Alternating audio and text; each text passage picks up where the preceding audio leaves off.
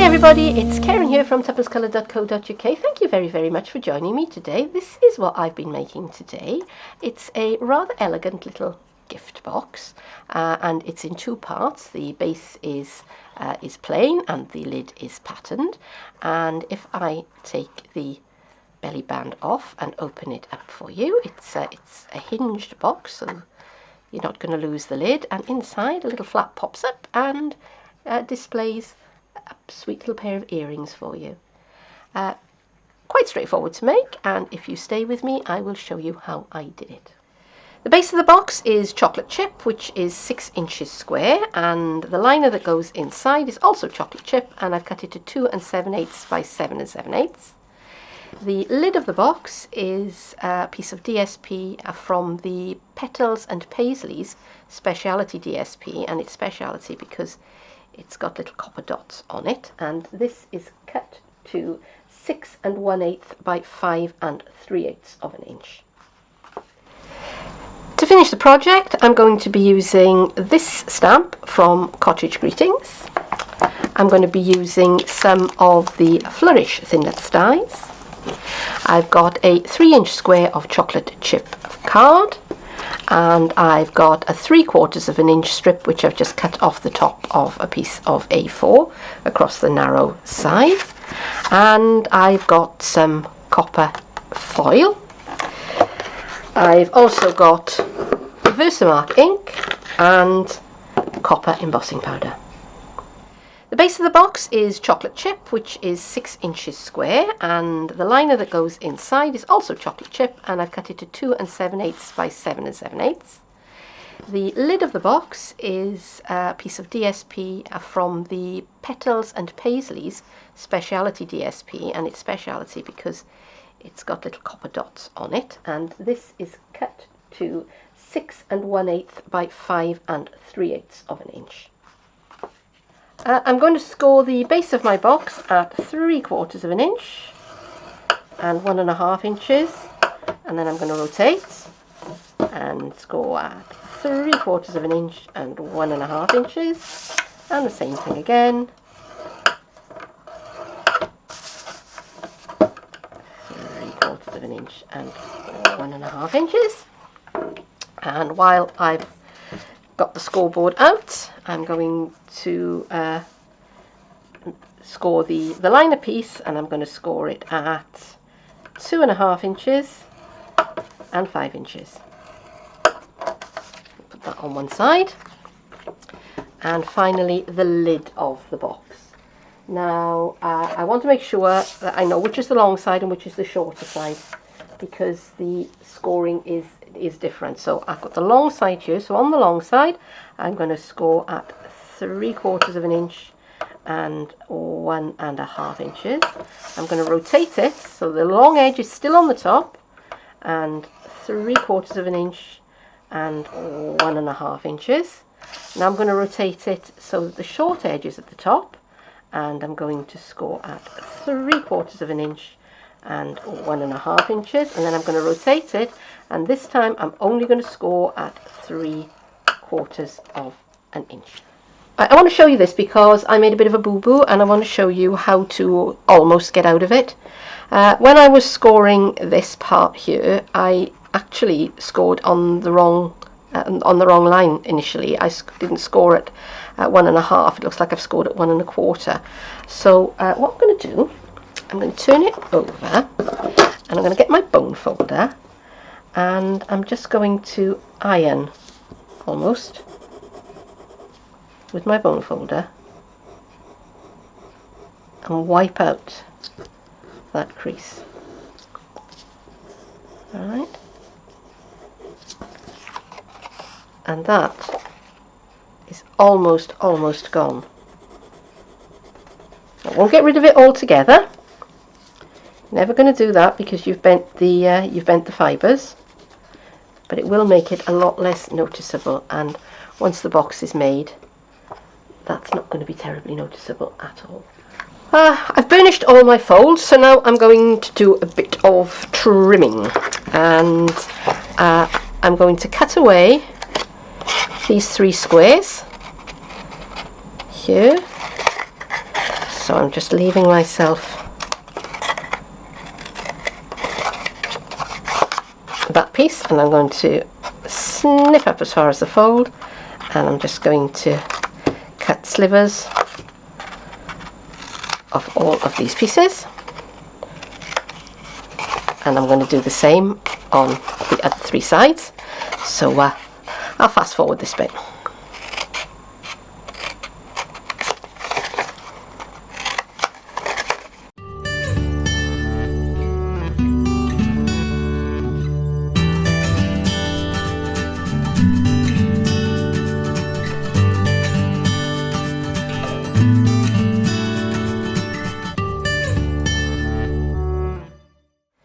Now I'm going to work on the lid, and I need to be a little bit more careful on this one, because on 3 sides I've got a double fold, but on this edge, which is going to be the back, I've only got a single fold. So I'm going to start on that one first, and I'm going to begin by doing something a little bit funny here. I'm going to do a kind of zigzag cut. So I'm going to cut as far as there, and then I'm going to cut up as far as there. So I've released that tab there, and I'm going to trim it a little bit, and I'm also going to trim this one.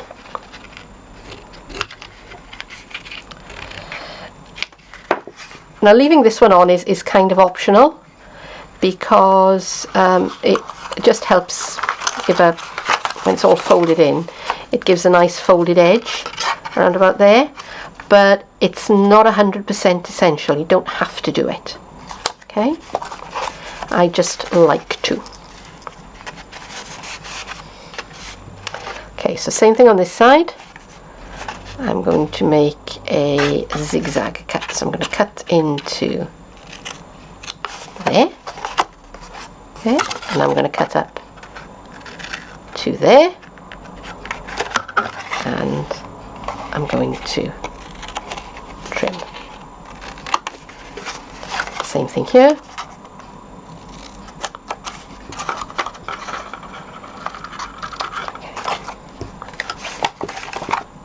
Okay. So for the rest of it, it's straightforward. It's the same, pretty much the same as the base.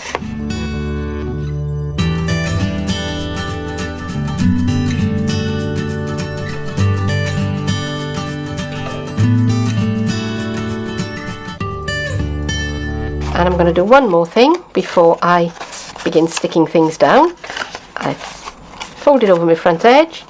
I've got a 3/4 of an inch circle punch here, and I'm just finding where is the centre. I think that's pretty centred there. I'm going to line up with that little dot there, and I'm just going to snip, and I've just created myself a little hole that will help me lift the lid. All the cutting and the folding has been done, so now I'm going to put the lid and the base together, and I'm going to start by putting a run of fast fuse along this section here, the bit with just the one fold, the bit that's away from the from that front piece there. Okay, so nice run of fast fuse there, and I think I'll just you know, belt and braces job. I'm just going to run some on this piece, which is the outside of the chocolate chip piece, because I want this to stick together really, really well. So I'm going to fold that in, and I'm going to line that up just underneath. Can you see it's just underneath the crease there? So the crease will still come over. And I'm going to press that down. Now I'm going to assemble the rest of it. So I'm going to start on this piece here, and I'm going to run some fast fuse just along there, and I'm just going to fold that piece over, and here I'm going to run the fast fuse along this piece here, and I'm going to put some around where that where I've cut that can't think of the word, oval, where I've cut that bit out. Alright, just going to fold that bit over. Okay, and I'm going to do the same for this side. Fold that bit over. It's these two edges that are the tricky bits, because you want to catch both of these flaps of card in there, but you don't need all of the patterned one. So I'm just going to trim that down to about half its length, I would say. Just chop those extra bits off. Alright, so there's enough to catch there, but not enough to get in the way. So I'm going to do these two pieces next. And I'm going to run some fast fuse along both of these edges, and I'm going to lift that one up and that one up, making sure I've got both pieces caught in there, the patterned and the chocolate chip, and I'm just going to squeeze along there, and that gives a nice, you see, a nice finish to that edge. Alright, so I'm going to do the same on this side. So plenty of fast fuse. Tuck those pieces out of the way just for a second. I want to make sure I've gone right up to the edges with my fuse. Bring my sides up.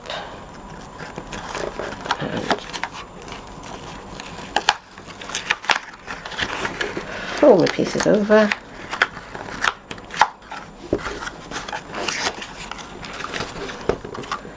and just fold that, and that is a lovely finished base to my box. Okay, so now I'm going to do the same for the top here.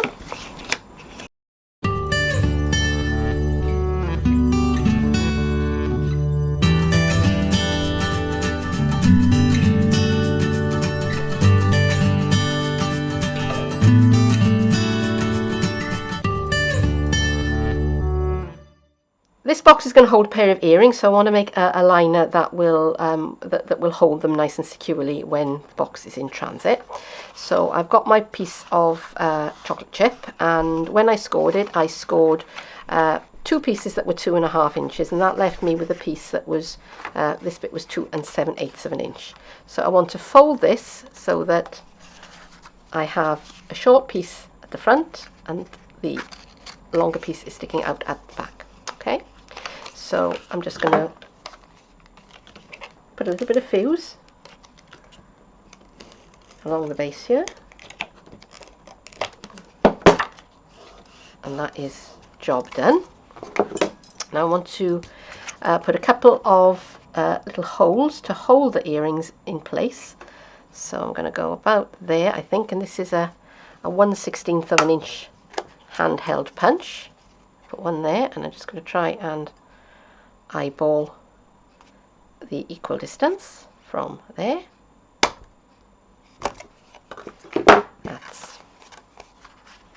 That's a bit uneven, but not too bad. Okay, so I'm just going to snip down as far as there, and now I can just slip my earrings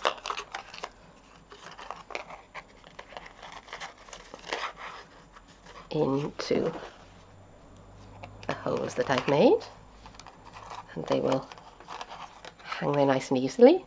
Alright, but before I do that, I'm going to insert it into the box. And again, fuse is your friend. Now you want it so that the bit that you stuck down is at the back. Alright, don't want to see that when you open the box. Pieces of fuse or the adhesive of your choice, butt that up against the back of the box, and there you go. And now you can put your earrings into the box, and when person you're giving the present to opens the box. They should, I hope, let's try it, should pop up and display the earrings very nicely and professionally for you. Okay, I'm going to stamp this sentiment onto my chocolate chip card here. First thing I'm going to do is I'm going to give it a good rub with my embossing buddy. And I'm going to ink up my stamp with Versamark, lots of light tapping. And I'm going to try and eyeball this into the middle of the card. And I'm going to count 1, 2, 3, 4, 5, so that's had plenty of time to transfer.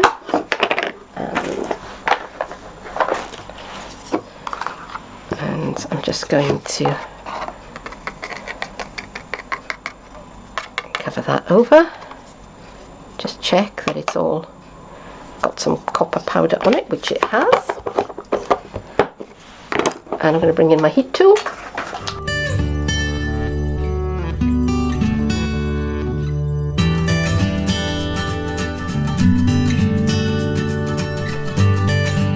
And that looks very, very lush. Just going to bring my box back in now, and if I open it up, that should fit snugly in there, which it sort of does. And I'm going to stick it in with some fast fuse. Oops.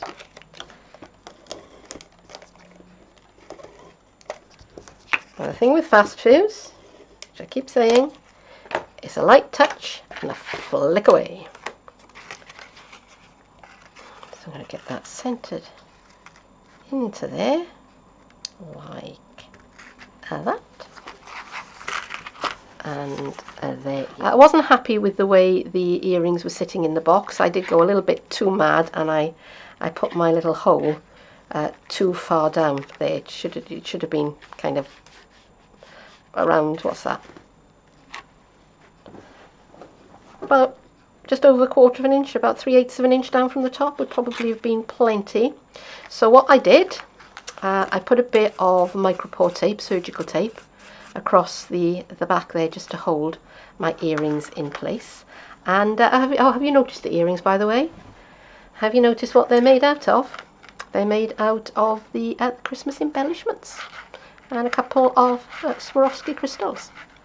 Now the box lid is nice and snug, but because of this thing popping up inside it, it does tend to try and open itself up. So to keep it under control, and also to keep this little bit of gaping here under control, I'm going to put a belly band on. So I've got my 3/4 of an inch wide piece of chocolate chip, and it's just cut off the top of a piece of A4, and I'm just going to wrap it around the top of the box just like that. And I'm going to put so just a little bit of snail just on the one end here, just for now. Okay, this is only a temporary fix, just so that I've got it to be about the right size. Okay, and it needs to be loose enough so that it can slide off reasonably easily. Don't want it falling off, but it should be able to, and I think I could do with it being, there we go, just a little bit further out that way, so it will move easily up and down the box. Okay, so I think that's about right. I think that's about where I want it. I'm going to punch a 1-inch circle of chocolate chip,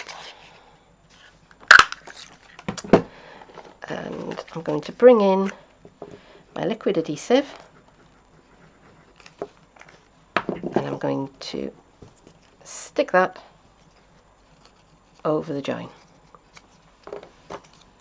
So this is doing two things. One, it's covering up the join, and two, it's helping to make the two ends of the belly band stick together and to be good and strong and safe. Right. Right, so I've been doing some die cutting with the foil, and I've cut out one each of these shapes, and I've already started with this one. I've just curled the outer petals up just with my fingers, very, very lightly, and I'm going to do the same for this one. So I'm just flicking them up, just like that. So I've got my sticking it on my back of a hand. I've done a bit of an edit there because I think I need a new bottle of Tombow, because it didn't want to come out. Okay, I'm just going to set that onto that central piece of card that I cut.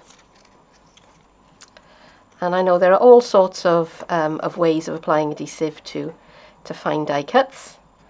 I know some people use sponges and other things. I like using the back of my hand, quite honestly. It just works for me. And I've kind of always got the back of my hand with me. So that's what I'm going to use. But if you don't like the idea of putting adhesive on the back of your hand, or you've got sensitive skin, then by all means do explore other ways of doing it. Okay, so that really didn't want to stick down.